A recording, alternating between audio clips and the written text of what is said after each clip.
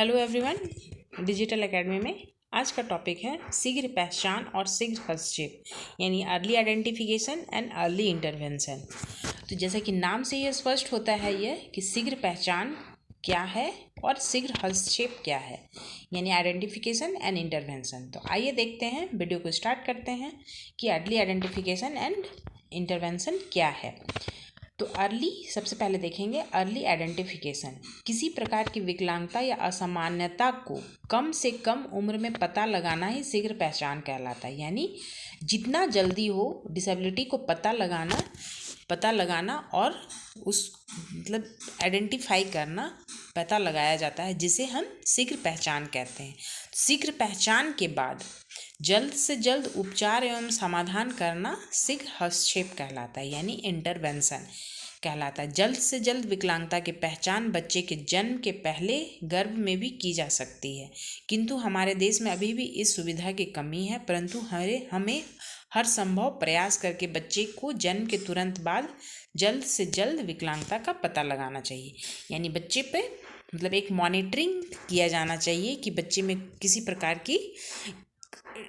किसी प्रकार की डेवलपमेंटल डिले तो नहीं हो रहा है। अगर डेवलपमेंटल डिले है तो उसको जितना जल्दी हो पहचान करके उसमें इंटरवेंशन किया जाना चाहिए, जिसे अर्ली आइडेंटिफिकेशन एंड इंटरवेंशन कहा जा सकता है। तो क्रांतिकाल 0 से 1 साल यानी क्रिटिकल एज, इसमें है कि 0 से 1 साल के बीच में अगर किसी प्रकार की उसमें डेवलपमेंटल डिले आ रहा है, माइलस्टोन आ रहा है, तो उसको हम जल्द से जल्द पहचान कर सकते हैं। यह वह आयु है जो बालक को बौद्धिक, भाषायिक, सामाजिक तथा चलन का विकास जल्दी और आसानी से होता है। इस काल में बच्चे का मस्तिष्क का विकास यानी 0 से 1 साल के बीच में बच्चे का मस्तिष्क का विकास कुछ सीखने के लिए तैयार होता है, और यदि बालकों को किसी प्रकार की विकलांगता है तो इसका प्रभाव उसके विकास पर पड़ता है। इसलिए जल्द से जल्द विकलांगता की पहचान करके इसका भरपूर लाभ उठाया जा सकता है और जल्द हस्तक्षेप करके विकलांगता के प्रभाव को बहुत हद तक कम किया जा सकता है। यानी ये क्रिटिकल एज में है कि ये 0 से 1 साल के बच्चे में बहुत जल्दी माइंड डेवलप होता है। यानी उसी एज में वो चलना बैठना, सबसे पहले तो वो गर्दन संभालना सीखता है, फिर वो बैठना सीखता है, फिर वो पेट के बल लेटना सीखता है। वो 1 साल के अंदर वो सभी प्रकार के उसके डेवलपमेंट एज कहलाता है। तो अगर वो उस एज में अगर उसके किसी प्रकार के डेवलपमेंटल में डिले आ रहा है तो उसको जल्द से जल्द उस पर पहचान कर उसमें हस्तक्षेप किया जाना चाहिए। तो अगर वो हस्तक्षेप जितना जल्द हो उतने जल्द बच्चे पर वो उसका प्रभाव दिखता है।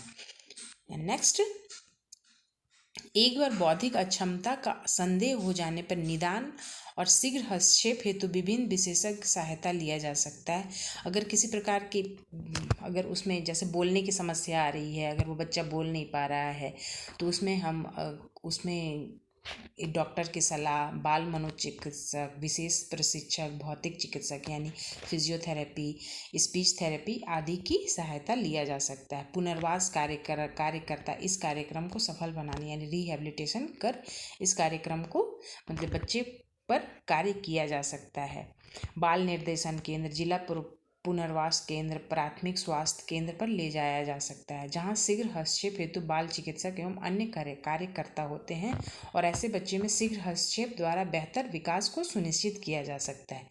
यानी इसमें है कि अगर हम बच्चे को जल्द से जल्द पहचान कर जल्द से जल्द उस पर हम कार्य करते हैं तो वो बच्चे पे उसका असर काफ़ी देखने को मिलता है। यानी वो डेवलपमेंटल एज में ही बच्चे अपने माइलस्टोन को पार कर सकते हैं। आकलन से प्राप्त ब्यौरों के आधार पर किसी बौद्धिक अक्षमता घोषित किया जा सकता है एवं विशेष प्रशिक्षण कार्यक्रम शुरू किया जा सकता है। अगर बच्चे में ज़्यादा ये है प्रॉब्लम दिख रहा है तो उसमें एक प्रशिक्षण कार्यक्रम यानी बच्चे को किस प्रकार से सिखाया जाए, किस प्रकार से उस पर कार्य किया जा सकता है। शीघ्र हस्तक्षेप कार्यक्रम के निम्नलिखित लाभ हो सकते हैं।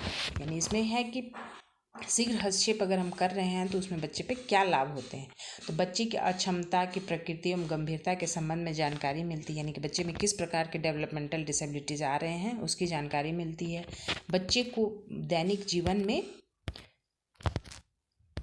दैनिक जीवन की आवश्यकताओं की पूर्ति हेतु, उसके कौशल विकास हेतु निश्चित कदम उठाए जा सकते हैं। यानी कि उसमें जो भी कार्य करना है उसमें उसको प्रॉपर वे में किया जा सकता है। एंड नेक्स्ट,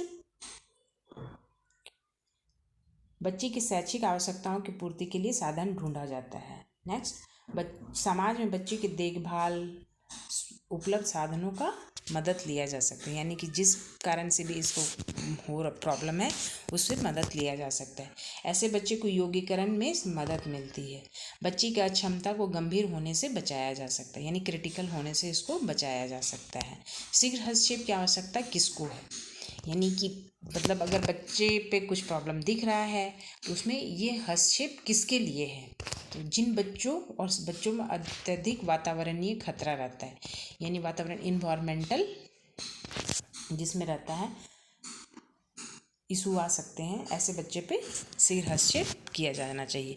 जिन शिशुओं और बच्चों को जैविक खतरा रहता है, जिन शिशु और बच्चों में विकास की देरी निश्चित रूप से पाई जाती है, यानी कि कोई बच्चा जैसे रोया नहीं उस पर, या बच्चे को सांस लेने में दिक्कत हुई, या जॉन्डिस आदि की कुछ भी समस्या है तो उस बच्चे पर शीघ्र हस्तक्षेप किया जाना चाहिए।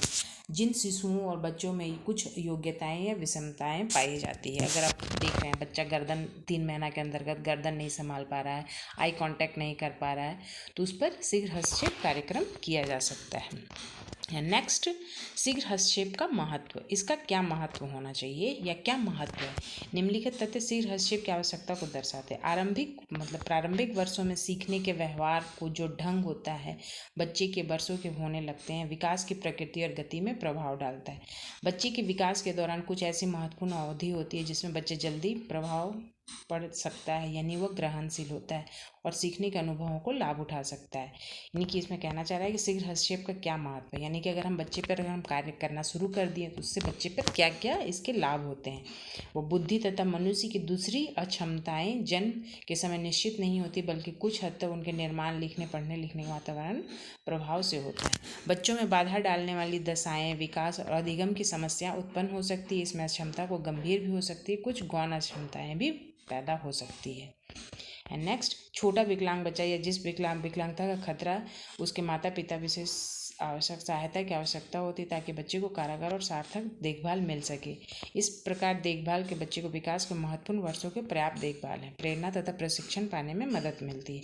शीघ्र उपचार या कुछ सामाजिक तथा आर्थिक लाभ हो सकते हैं जिसमें बच्चे को, यानी कि अगर हम बच्चे पे अगर शीघ्र हस्तक्षेप करते हैं, मतलब बच्चे के डेवलपमेंटल एज में ही अगर हम उस पर कार्य करना स्टार्ट कर देते हैं तो उसमें कुछ आर्थिक लाभ भी हो सकते हैं, यानी कि बड़े होने पर उस पर काफ़ी खर्चा होते हैं। अगर वो स्टार्टिंग पॉइंट से ही अगर वो कार्य किया जा रहा है तो बच्चे के लिए लाभदायक हो सकते हैं। विकलांगता की शीघ्र पहचान व शीघ्र हस्तक्षेप से बालक का विकास विकलांगता के होते हुए काफ़ी हद तक सामान्य की ओर ले जाया जा सकता है। यानी अगर बच्चे को डेवलपमेंटल डिसेबिलिटी भी हो सकते हैं, यानी कि बड़े होने पर उस पर काफ़ी खर्चा होते हैं। अगर वो स्टार्टिंग पॉइंट से ही अगर वो कार्य किया जा रहा है तो बच्चे के लिए लाभदायक हो सकते हैं। विकलांगता की शीघ्र पहचान व शीघ्र हस्तक्षेप से बालक का विकास विकलांगता के होते हुए काफ़ी हद तक सामान्य की ओर ले जाया जा सकता है। यानी अगर बच्चे को डेवलपमेंटल डिसेबिलिटी अगर दिख रहा है उसमें तो उसको हम काफ़ी हद तक सामान्य प्रशिक्षण के द्वारा या किसी प्रकार के थेरेपीज़, विभिन्न प्रकार के थेरेपीज़ के द्वारा उसको सामान्य रूप से लाया जा सकता है। बाद में वह रोजगार कर पाएगा या समाज विश्वास स्वतंत्र जीवन बिता पाएगा, यानी वो एक नॉर्मल लाइफ यानी अपने इंडिपेंडेंट होने के चांसेस होते हैं।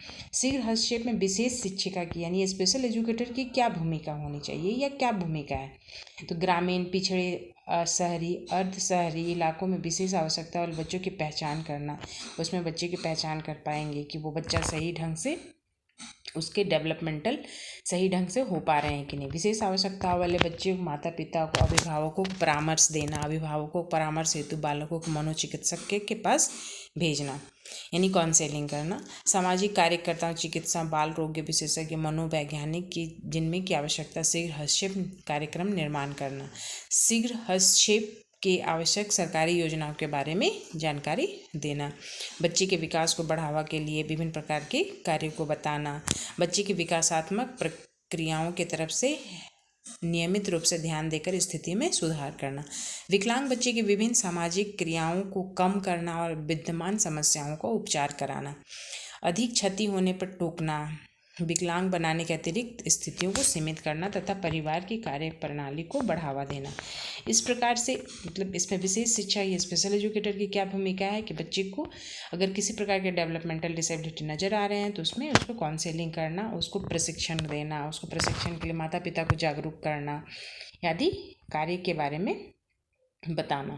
विभिन्न प्रकार के सारे सरकारी योजनाओं के बारे में बताना कि क्या होता है इसमें, उस थेरेपी के बारे में बताना जिससे बच्चे को एक इंडिपेंडेंट लाइफ मिल सके।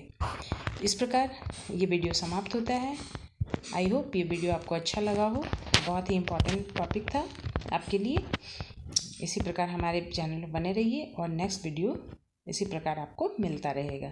धन्यवाद। आज का वीडियो यहीं समाप्त होता है।